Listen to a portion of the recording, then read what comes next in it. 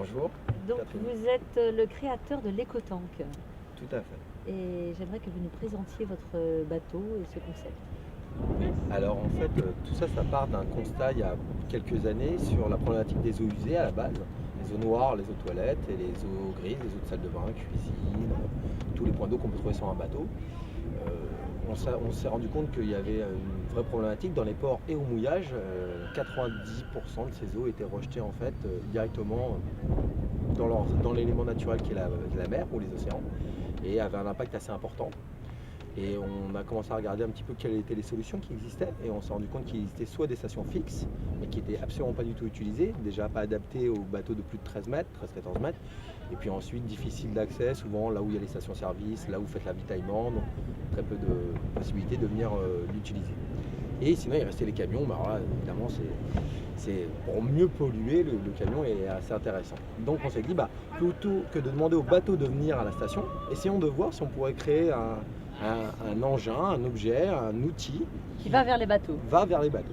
Et c'est comme ça qu'est né en fait le bateau EcoTank de ce constat-là. Tout simplement, on s'est dit pour les mouillages, comme pour les ports, le plus intéressant c'est peut-être de venir au bateau parce que la vitrine d'un bateau c'est l'arrière, c'est là où les gens sont.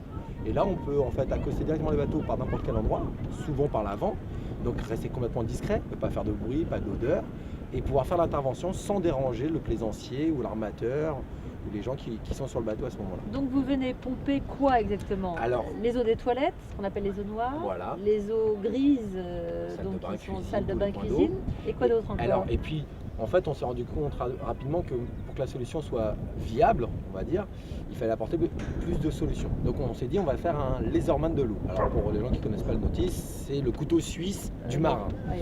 Donc on s'est dit, voilà, essayons de trouver un outil qui va pouvoir répondre à l'ensemble des demandes de la pollution dans les ports et dans les mouillages. Donc on a commencé à rajouter sur ce bateau-là un filet à l'avant pour faire les macro-déchets. On a équipé la barge aussi d'un système de lutte contre l'incendie. Alors c'est pas pour arrêter les feux, hein, c'est juste pour mouiller les bateaux limitrophes de manière à ce qu'ils ne se propagent pas. On a ensuite installé un système d'écrémeur oléophile. Ça c'est pour les dépollutions. Plutôt que de brasser de l'eau quand vous avez du carburant ou de l'huile ou des choses comme ça qui ont fait une nappe, on l'encercle avec l'écrémeur, on prend 100% du polluant et que 2% d'eau. Donc en termes de destruction, c'est beaucoup plus intéressant. Et sinon, l'activité principale évidemment de ce bateau, c'est la récupération. Comme vous l'avez dit, des eaux noires, des eaux grises, des eaux de cale, Des eaux de cale aussi. des huiles, des hydrocarbures. C'est ça. Voilà. Le bateau est compartimenté, il y a plusieurs réservoirs qui permettent en fait de... D'accord, de- sous nos Voilà, fesses là. sous ce que vous voyez, vous avez D'accord. plusieurs réservoirs qui sont compartimentés, exactement. On peut regarder là. Oui, celui-là travaille, donc Ah oui, ça, il est en c'est- fonction. Là, vous avez un réservoir, vous voyez, on alimente 4 réservoirs différemment avec une pompe. Qui sont en dessous. Ils sont au milieu, en dessous, pas sur les côtés. Les côtés sont totalement étanches pour que le bateau soit insubmersible et surtout qu'il ait une protection. Vous voyez, il y a un espace plus une double peau, ce qui lui permet que même si on nous percute, à aucun moment on pourra déclencher nous-mêmes une pollution. D'accord. Donc vous pompez tout ça, vous en faites quoi derrière? Alors, tout dépend le polluant. Alors, pour ce qui est, parce que je vous ai pas rajouté en plus, vous voyez, les bacs là sont en fait des bacs de tri sélectif qui permettent de récupérer les poubelles au mouillage. Ce qui évite aux plaisanciers de devoir retourner au port pour redéposer ses poubelles. D'accord. Donc, pour les poubelles, on a un accord pour chaque port face au mouillage et en général, on s'occupe de le ramener directement au port et de faire le tri.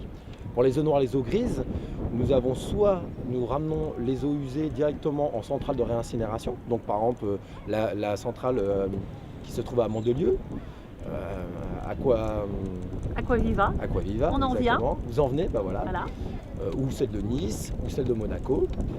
Dans certains ports, nous avons une connexion directe au réseau.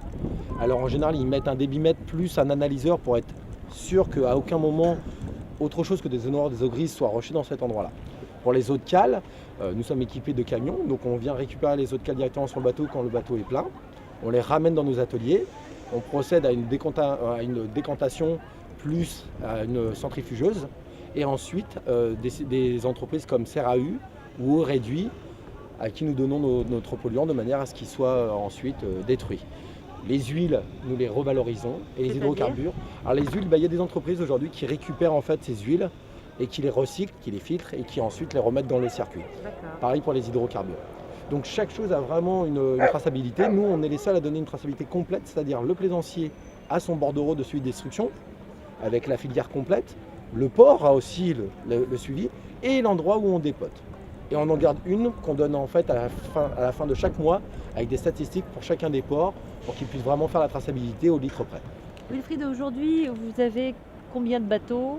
Et est-ce qu'il a été difficile, j'imagine, de mettre tout ça en œuvre? Quels ont été les freins? Alors il a été très difficile de mettre tout ça en œuvre. Vous avez commencé en quelle année? Alors j'ai lancé le premier bateau, je l'ai construit dans le jardin de mes parents en 2008. Et j'ai ouvert la société réellement en 2011, à la suite en fait de participation à des concours de business angel que nous avons eu la chance de gagner. Et donc des investisseurs se sont joints à nous pour venir nous aider dans cette aventure et pouvoir la mettre en œuvre. Donc déjà de 2008 à 2011, on n'a fait que de développer le bateau comme un prototype en fait. Et ensuite en 2011, on a créé le groupe, la société et on a commencé à fabriquer des bateaux. Aujourd'hui, on a 11 bateaux on couvre en fait entièrement la zone de Monaco à Saint-Tropez, avec lesquels nous avons des accords puisque les ports ont vraiment eu un jeu positif là-dedans. Ça a été très dur au début parce que c'était quelque chose qui était un petit peu méconnu ou qui n'était pas dans l'esprit des gens comme une priorité.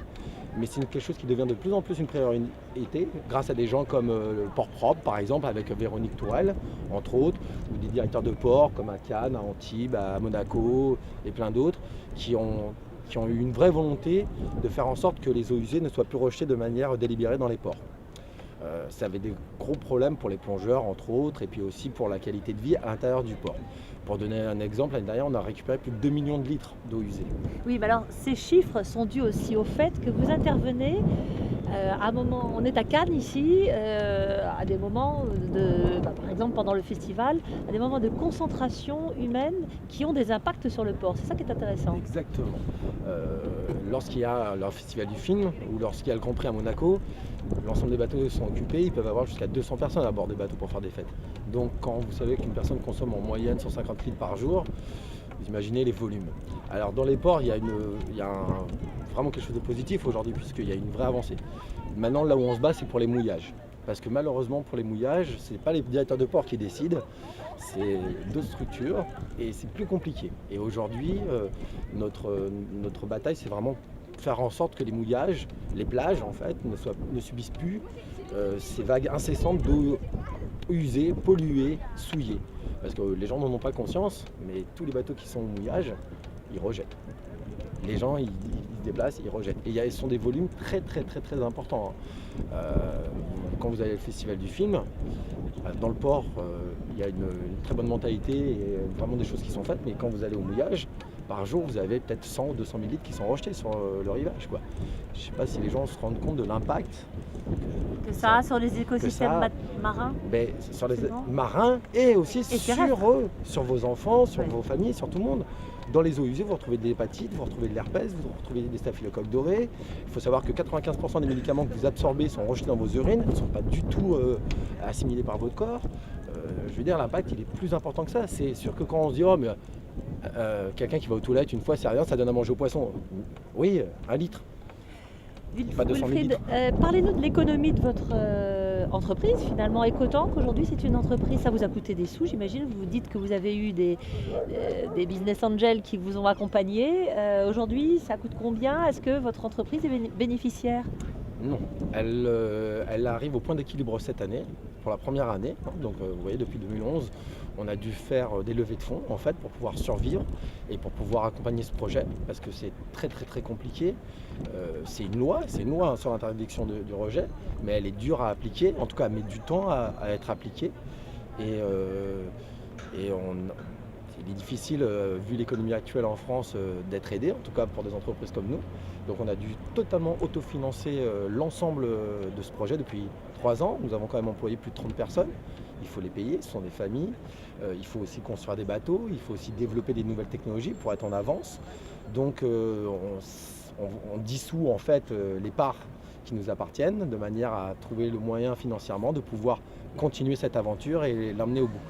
Cette année, nous avons enfin pu sortir quelque chose qui était très important pour nous, qui est en fait une ligne de matériel portuaire professionnel à destination donc des ports et des professionnels. C'est-à-dire qu'on a voulu tirer l'expérience de ce que nous avons créé, de ce que nous avons construit, en se disant, bah voilà, nous on l'a construit par rapport à un besoin. Donc devenons une sorte un peu d'industriel, franchisons ou mettons des agents et vendons aussi au port. On n'a pas que le bateau, on fait des stations fixes, on fait des stations mobiles, on les fait par remorque. Du moins, on a développé toute une gamme de produits en fait qui sont maintenant dédiés. Et donc là, on part dans 3 semaines à Dubaï, on part en Italie. Donc les gens commencent à reconnaître notre savoir-faire grâce évidemment aux ports qui nous ont aidés, puisque quand vous avez travaillé avec Monaco, ce genre de port, ça vous fait une très belle pub. Mais financièrement, ce n'est que le début, évidemment. Écoutez, on va vous souhaiter bon vent. Et donc la plateforme Océan et Climat, dont je suis l'ambassadrice, vous savez, pour la prochaine COP21, la France accueille à la fin de l'année les négociations climatiques à Paris. Et nous souhaitons, avec la plateforme, faire entendre la voix de l'océan et faire comprendre que si on arrive à maintenir ou à rétablir la qualité, la bonne santé des écosystèmes marins, eh bien, nous aiderons les océans à participer à l'équilibre du climat. Et donc, je trouve que votre initiative va complètement dans le bon sens. Et je suis très très heureuse de vous remettre ce pavillon Océan et Climat, qui est le pavillon de la plateforme. Alors, on va le tenir, voilà, comme ça, pour le montrer. Et si vous en êtes d'accord, que vos écotanks, enfin au moins votre navire amiral, en tous les cas, le porte. Ça vous convient ? Déjà, Catherine, c'est moi qui vous remercie. On va le mettre sur tous nos bateaux écotanks. Et surtout, je voudrais préciser, je suis quelqu'un de très honnête, j'ai toujours ce que je pense. Il y a très peu de personnes qui ont eu l'amabilité de venir nous voir, vraiment pour nous mettre en avant, pour nous aider. Et je tiens vraiment à vous remercier parce que c'est quelque chose que j'attends depuis un petit moment quand même. Bon, bah écoutez, c'est le deuxième pavillon que nous remettons après celui du Prince. Donc, je vous embrasse. Merci beaucoup, vraiment. Merci vraiment. Et bravo. Merci vraiment.